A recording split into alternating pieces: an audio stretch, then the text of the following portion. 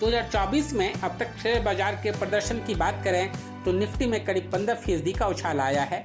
वहीं mid cap और small cap में 28 से 30% की तेजी दर्ज की गई है। सबसे शानदार प्रदर्शन निफ्टी नेक्स्ट 50 इंडेक्स का रहा। इस इंडेक्स में 40% से अधिक की तेजी दर्ज की गई। सेक्टोरल इंडेक्स की बात करें तो पावर सेक्टर की कंपनियों ने आउट परफॉर्म किया है। ग्लोबल एनालिस्ट यूबीएस ने पावर सेक्टर की दो सरकारी कंपनी पावर फाइनेंस कॉर्पोरेशन यानी पीएफसी और आरईसी यानी रूरल इलेक्ट्रिफिकेशन कॉर्पोरेशन में कवरेज की शुरुआत की है। ये दोनों पावर फाइनेंस कंपनियां हैं। दोनों कंपनियों को महारत्न का दर्जा भी मिला हुआ है और दोनों कंपनियां निफ्टी नेक्स्ट 50 का भी पार्ट हैं। आइए इन दोनों स्टॉक्स में निवेश की पूरी डिटेल जानते हैं। मनी एनएफओ के इस एपिसोड में आपका स्वागत है। शेयर बाजार से संबंधित इस तरह की इंटरेस्टिंग रिपोर्ट के लिए इस चैनल को लाइक और सब्सक्राइब करें। पीएफसी और आरईसी दोनों फाइनेंशियल इंस्टीट्यूशन हैं जो पावर प्रोजेक्ट्स को फाइनेंस करती हैं। वर्तमान में इन कंपनियों का 20% loan book renewables energy projects के लिए है। वित्त वर्ष 2029 तक यह 2 गुना होकर 40% पर पहुंच जाने की उम्मीद है।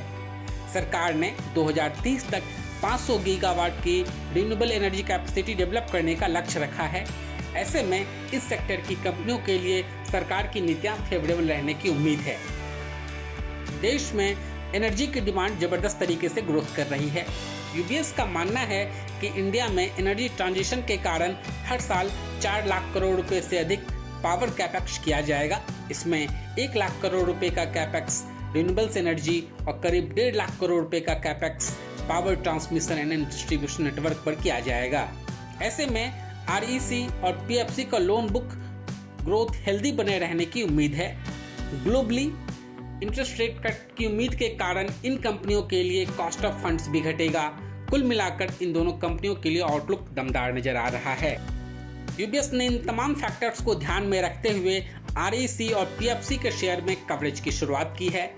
पावर फाइनेंस कॉर्पोरेशन के लिए बाय की रेटिंग के साथ 670 रुपये का टारगेट दिया गया है, जबकि आरईसी के लिए 720 रुपये का टारगेट दिया गया है।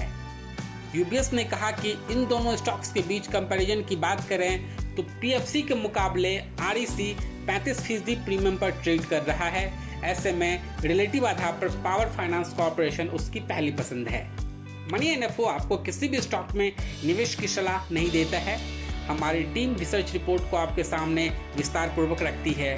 किसी भी स्टॉक में निवेश से पहले अपने फाइनेंशियल एडवाइजर की सलाह जरूर लें। आपको यह वीडियो कैसा लगा कमेंट कर जरूर बताएं। शेयर बाजार से संबंधित इस तरह की इंटरेस्टिंग रिपोर्ट के लिए मनी एनएफओ के यूट्यूब चैनल को सब्सक्राइब और लाइक करें।